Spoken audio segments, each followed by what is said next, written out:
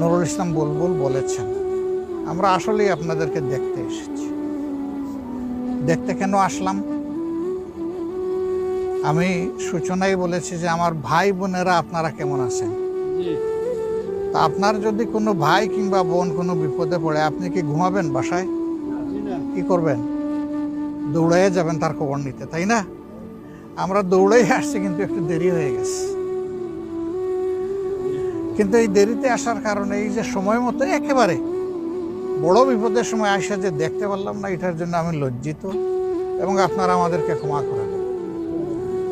আমাদের উপরে আপনাদের হক আছে।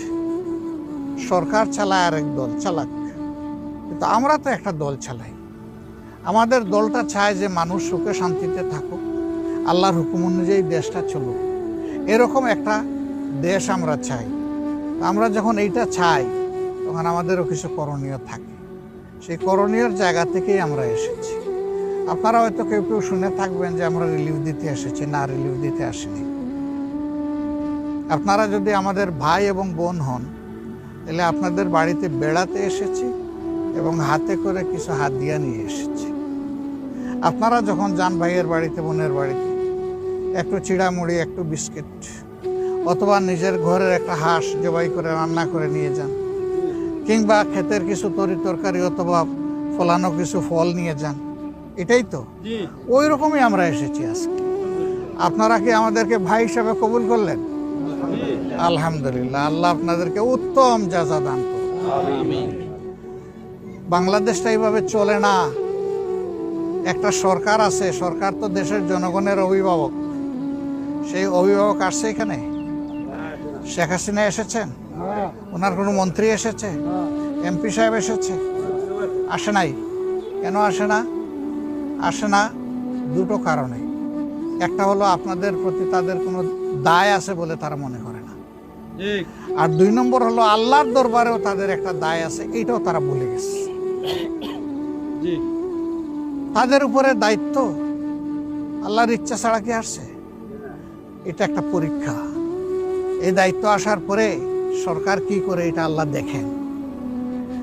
এই করার ভিত্তিতেই হাসরের দিন সরকারেরও বিচার হবে, আমাদেরও বিচার হবে।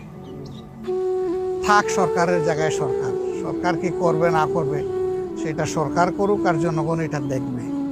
কিন্তু আমরা বলতে চাই যে এটা সরকারের দায়িত্ব। দুনিয়া এবং আখিরাত 2 জায়গায় জবাব দিতে হবে। আমরা একটা দায়িত্বশীল সংগঠন হিসাবে যা পারছি আমরা একটু হাতে করে নিয়ে আসছি। এতে আপনাদের সব দুঃখ দুর্দশা দূর হবে না।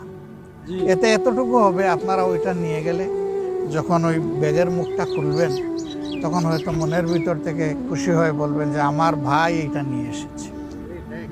এই এতটুকু, এর বেশি কিছু না। আপনাদের জন্য দোয়া করি, আল্লাহ তাআলা আপনাদের বিপদ সরাই দেন। আমরা কোরআনের ভিত্তিতে, ইসলামের ভিত্তিতে একটা ইসলামী রাষ্ট্র চাই। এই রাষ্ট্র আমাদেরও দরকার, আপনাদেরও দরকার, সবার দরকার, তাই না? তাইলে লড়াইটা তো একসাথে করতে হবে। এই লড়াইয়ে আমরা আছি। আমাদের সরকারের এটা পছন্দ হয় না।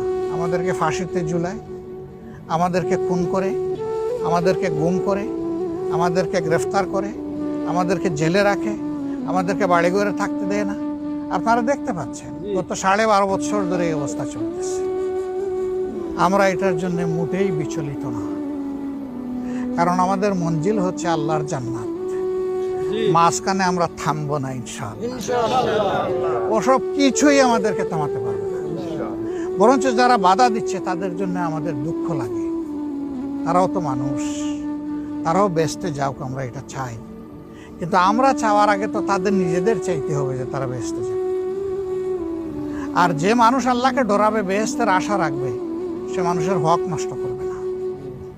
নিজের উপর যে দায়িত্ব আছে, এই দায়িত্ব পালনের জন্য সে পাগল হয়ে উঠবে যে আমার এই দায়িত্ব পালন না হলে হাসরের দিন আমার আল্লাহ আমারে ধরবেন, আমি তো ছুটতে পারবো না। আসেন এই লড়াইয়ে আমরা সবাই একসাথে চালাই।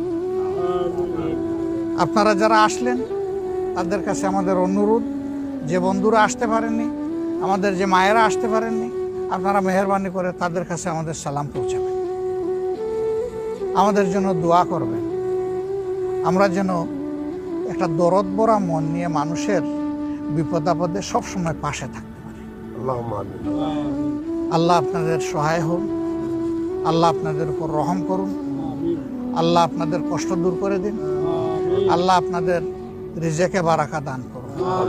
আসসালামু আলাইকুম ওয়া রাহমাতুল্লাহি ওয়া বারাকাতুহু।